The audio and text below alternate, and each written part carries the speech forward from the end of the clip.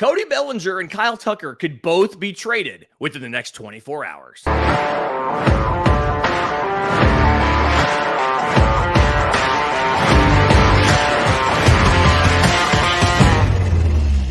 Yes, welcome on in to First Pitch for Friday, December 13th. Your source of news, notes, and updates on Major League Baseball. It's a special spooky season edition.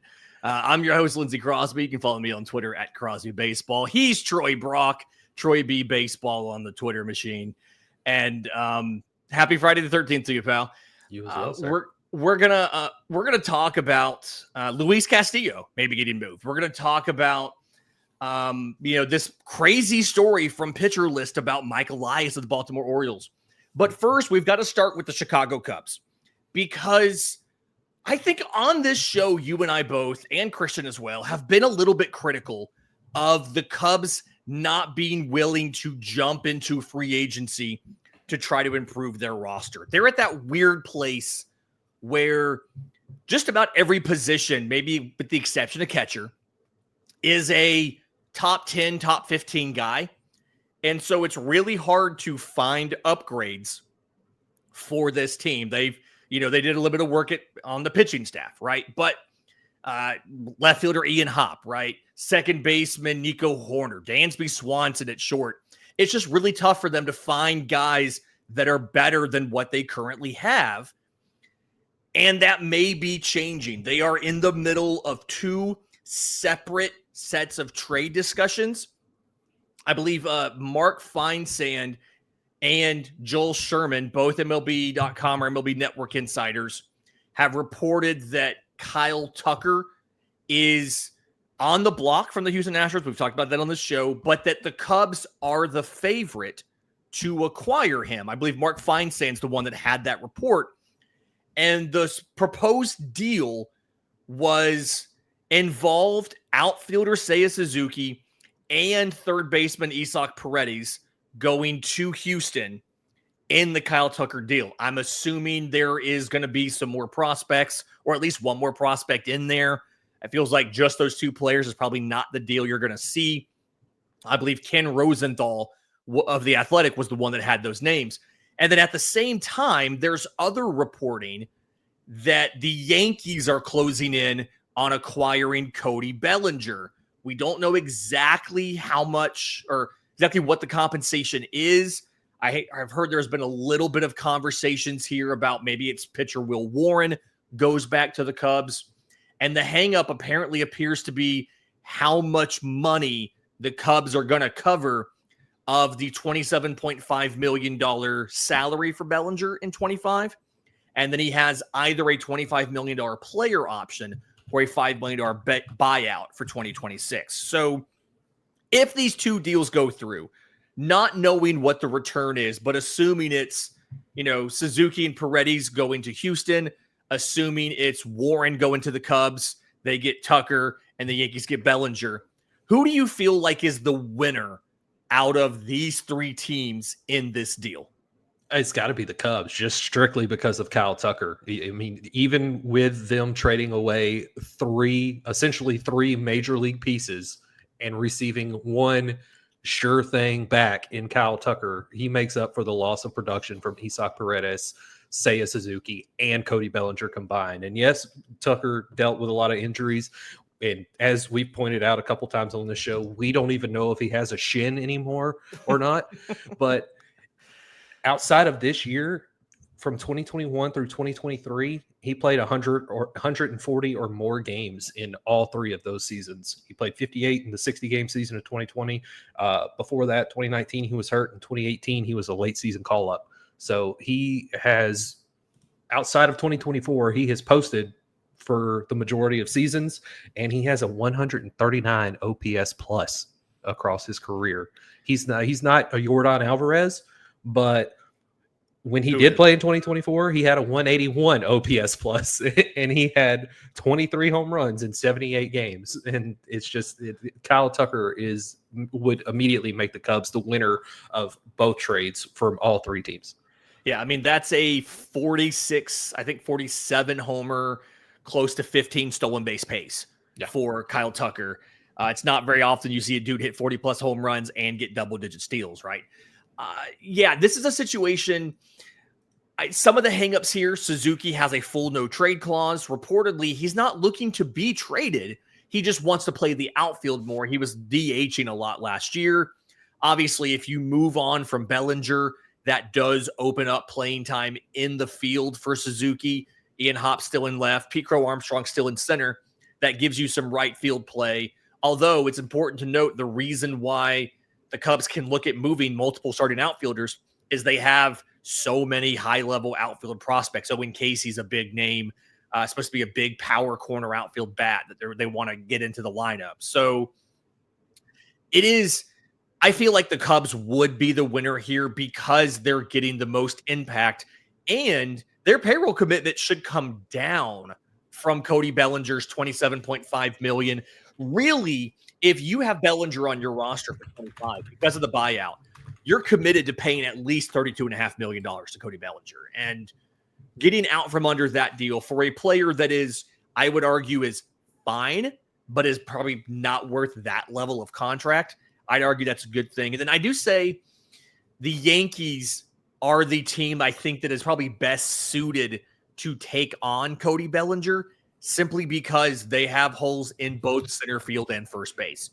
Now, are there paths to filling those? Yes, Jason Dominguez in center, Ben Rice at first, but Cody Bellinger gives you a lot more established pedigree than either one of those prospects do, and is probably the better route. I do love the fit of Isaac Paredes in Houston. I hated when he went to Wrigley. It was like the second worst ballpark for his extreme pull fly ball tendencies. But obviously, Houston's one of the best because of the Crawford boxes. And I do think Isaac Paredes in Houston would feed families in fantasy baseball. I don't just say that as a guy who owns Isaac Paredes in a dynasty league and is excited to maybe get him in that ballpark. They do have obviously openings at third and first with the free agency of Alex Bregman. This would give them flexibility on we don't have to meet Bregman's number. If we can get him back, great. We'll put Paredes at first. If we don't get him back, we'll leave Paredes at third. So I like this deal for all three teams, which I think is kind of surprising. The one thing is if the Yankees make the trade and they move a prospect pitcher and Will Warren instead of one of the arms that they'd be looking to move on from out of the major league rotation, like a Marcus Stroman or a Nestor Cortez, I think that's probably not the best outcome for a Yankee squad that's already traded a ton of prospects in the last couple of years, a ton of pitching prospects, but they do have extra pitchers right now. So it kind of makes sense, right? Yeah, absolutely. And you kind of touched on it with the Cody Bellinger thing. His batted ball profile fits Yankee Stadium perfectly. Mm-hmm. Out of his what was it? 18 home runs in 2024. 15 of them were to right field. And so there you go. And then short porch and right, baby. Short porch and right. And to bring it back to Kyle Tucker real quick, something that a lot of people don't really notice, and I didn't even really notice until I dug into it. He's one of the slowest players in baseball. He consistently ranks in the bottom half of baseball for speed. In 2023, he stole 30 bases. So he is extremely good at picking his spots, and even though he's not the fastest, he's a smart base runner, and that's pretty valuable to have also. There's a couple guys like that from a sprint speed perspective, they're not anything special, but they just kind of understand how to do it. Kyle Tucker is one of those guys. Freddie Freeman is one of those guys. He's not very fast, but he gets good jumps. He understands how to read a pitcher, and he runs a lot more than I think that a lot of people think. And like you said, 30 stolen bases for Kyle Tucker. Freddie Freeman's another guy that has some surprising totals. I want to say he stole 23 bags in 2023. Like, just a couple of these guys are, they're those well-rounded ball players that their physical tools when it comes to like the speed and the power aren't necessarily mind-blowing on their own, but they just use them really well, right? They really excel at how they do those. And so, yeah, I think people don't talk enough about Kyle Tucker as probably a top 10 player in all of baseball, which feels really extreme, but I mean, he's a top 10 player in all of baseball, and he's probably the quietest one. And I would argue that would be the biggest trade of the offseason, even more so than Garrett Crochet moving to the Red Sox, simply because he is such a good player that is constantly not considered to be that. Yeah, absolutely. And real quick on the Kyle Tucker, Freddie Freeman stolen base things. Kyle Tucker is listed at 6'4", 212. Freddie Freeman is listed at 6'5", 220. That's some big old boys running at you from first base to second base. But, I do not want to be trying to get that there. Yeah, no. But do you think the Cubs can re-sign him or extend him? Or do you think he's going to free agency in 2025? That's the hard part, right? If the Cubs make this deal, you're giving up pieces that it's not a salary dump with Paredes, right? Like I think he has 2 years of team control at reasonable arbitration salaries, but you have to think of it as a 1-year thing, right? And so I would argue the Cubs, you'll be in the driver's seat to re-sign him. You'll have all year to try to do it. I do think he's a Boris client, so the odds are he's not going to want to sign an extension, but you have the inside track to do it. But you have to do more to surround him with guys understanding that this is a 1 year. You're only guaranteed 1 year. It's kind of like the Yankees. They didn't re-sign Juan Soto, but they made a World Series. So you could argue the trade for Juan Soto was successful. In just a minute, we're going to break down the final results of all of those trades and who has who from those deals. But the Cubs, I think you could only assume you get 1 year of Juan Soto 1 year of Kyle Tucker. And so they have to focus on doing everything they can to try to make a push to the World Series in that year they have him, hoping that commitment that they can show is enough to get him to take their money over other players, especially when you don't have Suzuki's contract, you don't have Bellinger on the book still. You should be able to pay for that.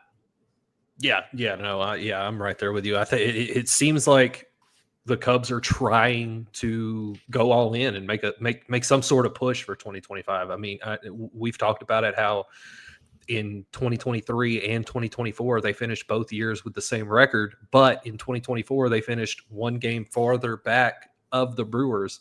So it seems like 2025 they're actually going to try and put a better team together to try and make that push to catch up with the Brewers, or at least a wild card spot. But that's going to be hard with the National League West, the National League East.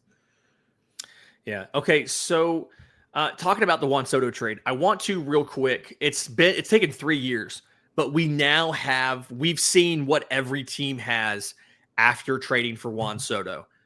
So of the 4 teams involved with Juan Soto, let me know who you think is the winner of this. The Mets, they get Juan Soto, right? They'll have Juan Soto for 15 years and $765 million or whatever, could be 800 and change. The Nationals have shortstop C.J. Abrams, left-hand pitcher Mackenzie Gore, outfielder Robert Hassel in their minors, outfielder James Wood in their minors, right-hand pitcher Jarlin Susana in their minors, and first baseman Luke Voigt, who I believe is no longer with the organization. The Padres got starter Michael King. They got pitcher Johnny Brito and Drew Thorpe. They got Randy Vasquez and catcher Kyle Higashioka, who just left and signed with the Rangers. The Yankees got a trip to the World Series in 2024 and are left with outfielder Trent Grisham. Looking at all the pieces the Padres gave up. The Yankees gave up to get Soto and make the World Series. It's still considered a successful trade because they made the World Series, right? Or is this something where before you look at the outcome, you just say you gave up these 5 players, you got back an outfielder that you still have that you barely played last year, and Juan Soto for a year, and now he's gone, and so it's a failed trade because you didn't re-sign him? Our regular listeners know, you and I have talked about this. We like to look at things, but without the outcome playing a part in whether or not it was good or bad. So at the time of the trade, I think it was still a good trade for the Yankees, because who knew Michael King was going to be an ace caliber pitcher? Yeah. And I mean, outside of Michael King, the Padres, obviously. Right, absolutely. Outside of Michael King, I mean, Kyle Higashioka was solid as a catcher. Randy Vasquez was good in the pen, but really, I still think at the time of the trade, the Yankees won that trade just because of Juan Soto. He's so good. He's generationally good. And then Yeah. obviously the fact they were able to ride him and Judge of the World Series definitely helps a lot of the public perception of the deal. The Nationals had an extra year of team control that they were giving away for Juan Soto. So they were giving away 2 years of team control. But it's hard to look at that team and think, if they hadn't have made that trade, where would they be now, right? You've got your starting shortstop. You've got one of the stalwarts of your rotation in Mackenzie Gore. You've got another young pitcher in Jarlin Susana that can either be in your rotation or your bullpen. I'm not sure where they're going to use him. Two outfielders. Robert Hassel was a high floor outfielder that struggled a little bit in Washington. James Wood was a low floor but a high ceiling outfielder who's also struggled, which we kind of expected was a very risky profile. And I say like very high ceiling. He came up last year just under 80 games, so just half the season, right? Batted .264, 9 homers, 97 strikeouts. Like, he's not been great. He's not been terrible. And I do think there is something to build off of there. I think I was thinking of Elijah Green and not James Wood. So 2 starting outfielders.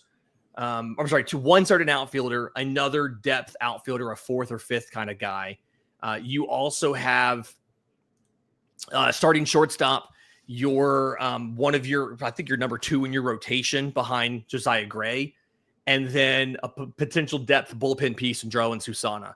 Yes, you had an extra year to deal with, but the Nationals definitely made out pretty well.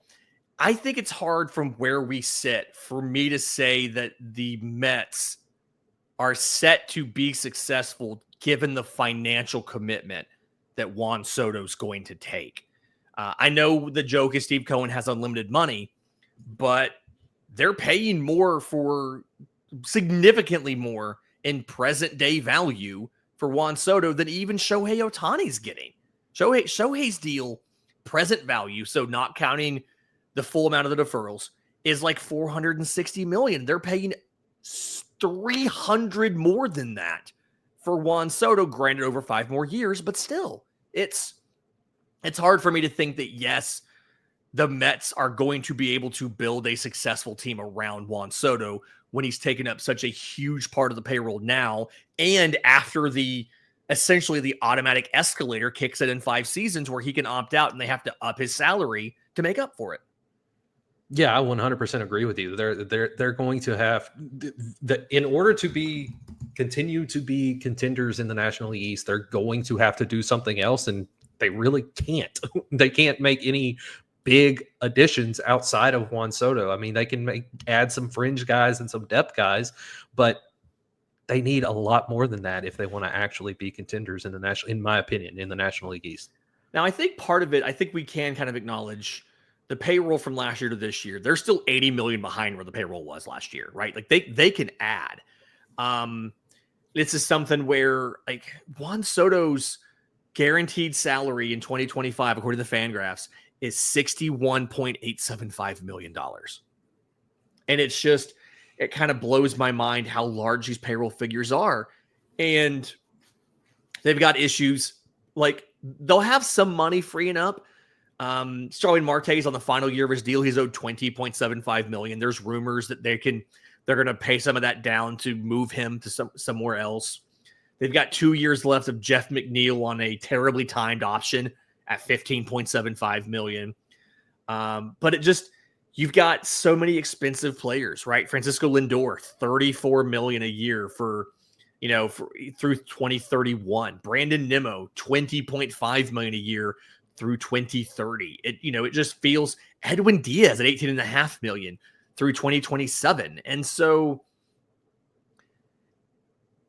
it feels like they're in a situation not as bad as the Cubs, but they've got a lot of guys on the roster that are either highly paid or pretty decent.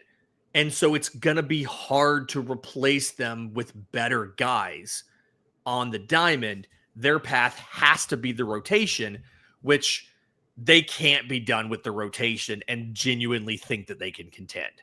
Kodai Senga, Frankie Montas, David Peterson, Clay Holmes, Paul Blackburn does not scare anybody in October. No, especially not in the National League East. Most of their games are going to come against the National League East. They're going to have to face Ronald Acuna Jr., Matt Olson, Austin Riley, Marcell Ozuna, Bryce Harper, Kyle Schwarber, potentially Nick Castellanos if he doesn't get moved, Alec Boehm if he doesn't get moved, Bryson Stott, who won't have an elbow injury in 2025, James Wood, CJ Abrams, Dylan Cruz, Robert Hassel, maybe. It's the list. Yeah. Not Jake Berger. He's a Ranger, but the list goes got on. Moved by the Marlins. There's nobody for the Marlins to even throw out there, right? Right. Hey, we're not scared of Connor Norby.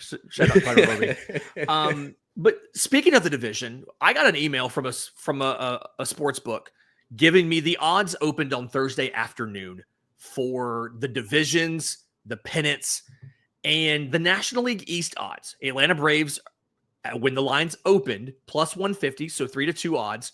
The New York Mets, 8-5 odds, so plus 160. And the Philadelphia Phillies, 11-5 odds and plus 220. What is more likely, that the Mets don't finish second, but they finish third, or that the Phillies try to contrive some sort of grievance out of this too to fire themselves up to actually play baseball in 2025? I think that both things can be true. I think that the Phillies can plant a reporter in the locker room to get a scoop to fire them up for next season, and that I don't think the Mets are finishing in second place in the division. I do agree that the Braves are the favorites to win the division because I've said it multiple times. Ronald Acuna Jr. and Spencer Strider are not going to be injured for the entirety of the season, and right. Matt Olson's not going to be in the biggest slump of his career. And if Marcell Ozuna can do 75% of what he did in 2024, plus Austin Riley being healthy, that's one of the scariest lineups in baseball, hands down. And never mind whatever happens at even with Orlando RC at shortstop, right? Like, it doesn't matter if everybody else is. Look at 2023. If everybody else is hitting, it doesn't matter what he does in the 9th hole, right? And I haven't even mentioned Ozzy Albies, and so it's Michael Harris, Michael Harris, yeah. And Sean Murphy. I mean, yeah. It's the Braves. I can see the Braves being the favorites to win the division. The Mets being the second favorite is 100% based off of hype and trying to get people's money because of the Juan Soto signing. They will not finish second in the division. They are going to finish third at best. Finish third. The Nationals could make a run for third. I don't know if they'll get it, but they could make a run with what they're putting together. But the Phillies are finishing second in the division or better. Yeah. So Braves, Mets, Phillies, Nationals, Marlins was the betting odds for the East. But when you get to the National League pennant, this was interesting to me. Dodgers, the favorite. Duh. I mean, 9-4 odds plus 225. Yeah. No, we get that. That's going to be like that for the next 5 years. After that, the New York Mets have the second best odds of winning the National League, with the Braves, like, they're at 15-4. The Braves are at 5-1, and the Phillies are at 6-1. Does it surprise you that the Mets are projected to come in second in the division, but win the National League over the Braves and Phillies? Or is that just, do you think that's another thing where that could legitimately happen out of the wild card? Or is that another, we're just trying to get money from New Yorkers who are hyped about Juan Soto? I think it's 100% trying to get money from New Yorkers because, again, look at the Mets rotation right now. That is not a playoff rotation. You can't take that rotation into the playoffs and expect to make it to the National League Championship Series, much less win it against the Dodgers, who have Freddie Freeman, Shohei Ohtani, Mookie Betts, and the list goes on and on with their lineup. If the Dodgers are even the team to make it, it could be one of the Dodgers, Braves, or Phillies, or even the Padres, because while the playoffs are a crapshoot, you still have to have a good pitching rotation in order to make it a little bit far, and the Mets ain't got that. This isn't the American League, where the American League is a much worse league than the National League across the board, and the Yankees can kind of coast by to the World Series. Like, you got to actually have a good rotation and a good lineup, and while the Mets have part of a good lineup, they do not have a good rotation. Yeah.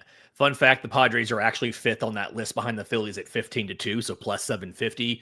Although there are rumors out there that they are listening on a potential trade of Dylan Cease, another Boris client entering his final year of team control. He is from the Atlanta area, so it'll be interesting to see if that happens for Atlanta. Other possible trades to worry about, we talked about a playoff rotation. Seattle's rotation's one of the best in baseball. Their starters had the best ERA in baseball, if I remember this correctly, barely beating out Atlanta. Supposedly, Luis Castillo is a guy that is getting a lot of trade calls about. Acquired from Cincinnati in July 2022, signed a longer-term deal, but everybody else is pretty young, right? They're all first-round picks, they're all picks by the Mariners who are still, like, just now, I think Logan Gilbert just reached arbitration. George Kirby's not arbitration eligible yet. Bryce Miller, Brian Wu were under 2 years of team control. And so they're getting calls about Luis Castillo. Curious to see what happens there because he's got some really interesting home road splits. But I don't want to kind of waste time. I want to have time to talk about this last thing. If you Google Mike Elias, general manager of the Baltimore Orioles, the first article that comes up in Google News was a freelance article that you wrote for Sports Illustrated talking about a report that came out on Thursday morning in Pitcher List, which is a fantasy baseball focused outlet, talking about Mike, per an anonymous source close to the front office, Mike Elias is unwilling to spend significant amounts of money in free agency this offseason. Something where, despite a new owner and David Rubenstein, who has given permission to open the purse strings and get involved in free agency, Elias wants to build a team internally and kind of prove that you don't have to do something like the Yankees and the Dodgers and sign big name free agents just to win. If this is true, and this is not the type of story that Pitcher List has normally broken, we have no reason to doubt that it's true, but there's also been nobody else who's been able to come over the top of this and confirm the allegations in the article. If this is true, how mad should Orioles fans be that you could potentially waste a generational core because your general manager refuses to sign premier free agents? Oh, they should be pissed because they took a step back in 2024 from where they were in 2023. They what was it, 10 more games they lost? Exactly 10, I think, from in 2024 over 2023. And like you said, their core right now, it's a generational core with Adley Rutschman, Gunnar Henderson, Ryan O'Hearn, Ryan Mountcastle. If Jackson Holliday can find his footing in the majors, then he's going to be a solid piece. And Kobe Mayo is a masher at the corner infield. Yeah. Colton Cowser. Like, it's just the list goes Kirsten. on and on. Yeah. And it's just, it's a long list of guys that they have grown in their farm system and have developed, but you still have to add those pieces from the outside in order to take that next step. You can't just bank on all of these guys hitting. It's an insane rate that they have had their prospects hit at. You don't ever see that.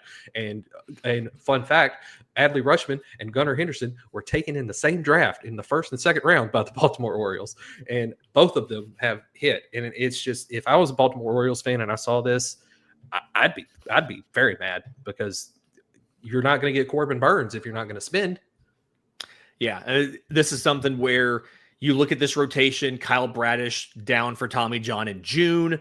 Tyler Wells had the internal brace for a UCL injury in June. Obviously, you lost Corbin Burns to free agency. And so it's like, it's Grayson Rodriguez, it's Zach Eflin. And then after that, Dean Kramer, Albert Suarez, Trevor Rogers, like nothing. And still is a ton of confidence there outside of that top two. And even that top two, Eflin struggled a bit. Grayson was injured last year and has struggled a bit. Both those guys had ERAs in the high threes. And I remember getting, back when I had the prospect show, Locked On MLB Prospects, I remember getting very mad at the 23 trade deadline. And I went on a rant that the network actually clipped and made into reels and stuff about how you can't just take a competitive window for granted. You can't sit back and say, well, we're ahead of schedule, so we don't have to, like, it's fine if we don't win it this year. We're going to have 4 or 5 more bites at the apple. And a lot of the feedback I got from Orioles fans was, you can't tear down the farm for a 1-year chance to win a World Series. And I wasn't arguing to do that. But what the Orioles have done is be very conservative in free agency, very conservative at the trade deadline, and not aggressive enough at trying to either extend their young talent before they get super pricey, retaining their veteran talent before they go to free agency. Anthony Santander, they traded for Corbin Burns. Big deal to trade for Corbin Burns. That was a big trade. But 1 year they let him walk, and it doesn't look like they're going to re-sign him. And so, like, their big ads so far, they added Tyler O'Neill. And that's okay. That's great. That's not moving the needle for you in the American League East. Not with the Red Sox getting Garrett Crochet, not with the Yankees just signing Max Fried to the largest guaranteed deal for a lefty, right? You added Tyler O'Neill and Gary Sanchez as a backup catcher. Great. That's not enough. And if this article is correct, and again, we have no reason to assume it's not, there's nothing that makes me think the Orioles are going to go out and sign more players. And all that you're going to end up doing is watching Adley Rutschman walk in 3 years and watch Gunnar Henderson walk in 4 years because you insisted on trying on this vanity project of building a team entirely out of a farm system without signing premier free agents. And virtually nobody who has won a World Series has done that. Even some of the classic underdog scrappy teams like those Royals teams in the 2010, even they had veteran adds to their roster. And besides now, it's been a decade. It's a different league now. It's just, this has got to be frustrating for Orioles fans. I was hoping the new owner would mean things are different. And if this story is to be believed, it's not different because the GM is still the same. And Mike Elias is personally going to risk this competitive window out of his own personal pride. Right. And our biggest issue with a lot of things this offseason and over the past few months has been with owners that don't want to spend money to upgrade their team.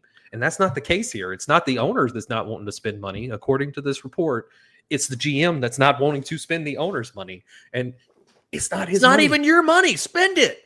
It's like you and I, obviously, as the people can tell from the past few minutes, we're frustrated about this, and we're not even Orioles fans. We're just frustrated for the Orioles fans because it makes no sense. If they're standing still, they're getting passed by multiple teams in the American League East because every single team in the American League East is doing things to improve their roster this offseason so that they can be competitive in 2025.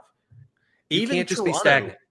Even Toronto's trying to sign guys. They're trying to be better. The Tampa Bay Rays, they're in a weird situation because of the ballpark thing and the low revenues already. But like the Red Sox just traded for Crochet. The Yankees just signed Fried. They're not done. We just talked in this show. They're trying to get Bellinger. Baltimore has the second best odds to win the East, 2-1. The Yankees are ahead of them at 6-5. The Red Sox are behind them at 5-1 instead of 2-1. I honestly think the Red Sox have a better shot at finishing second than the Orioles do simply because I trust the Red Sox to keep adding and keep addressing deficiencies on this roster. I don't trust the Orioles to keep adding anything of note in this offseason, and that rotation's not going to be enough. And I hate it for you, Orioles fans. I hate it for you guys so much. It's also going to be really frustrating. What's going to happen is the Nationals are going to draft Ethan Holiday.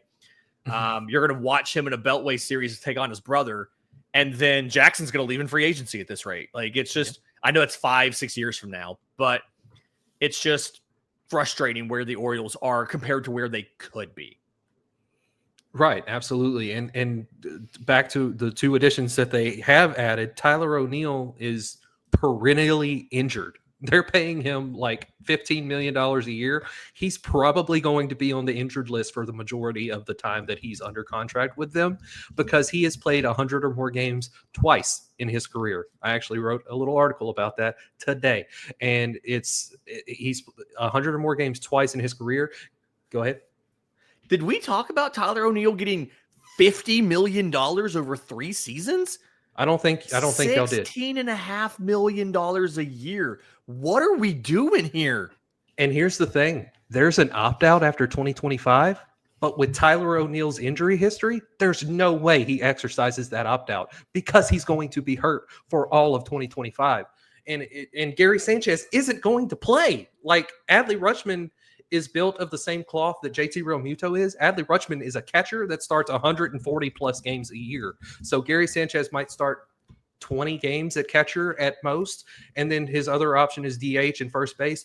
Those guys don't need days off because they're DHs and first basemen. Like, Rutschman played 148 games last year. He started he played in 103 behind the plate, and the rest were DH. So yeah, he sat out. I mean, so you could assume that Gary's going to get 30 or 40 starts. Is that worth $8.5 million? $8.5 million to play in 30? Like, no. Especially with the lack of production that he's going to give you. He's not the same Gary Sanchez that he was in the early 2010s. Like, he's not even popular anymore. Like, it's not even a popularity signing at this point. Like, it doesn't make sense, man. And I don't get it. Well, it's a lot of us not understanding what the heck's going on today. This has been First Pitch. Story of our life. For a spooky Friday the 13th. If you're listening on audio, do us a favor, leave us a 5-star review. If you're on YouTube, subscribe to the channel, hit the notification bell. Either way, tell your friends. Go to firstpitchpodcast.com to get their daily MLB recaps every single weekday morning. It goes live at 3 a.m. Eastern on audio, 7 a.m. Eastern on YouTube. Until next time, this has been First Pitch.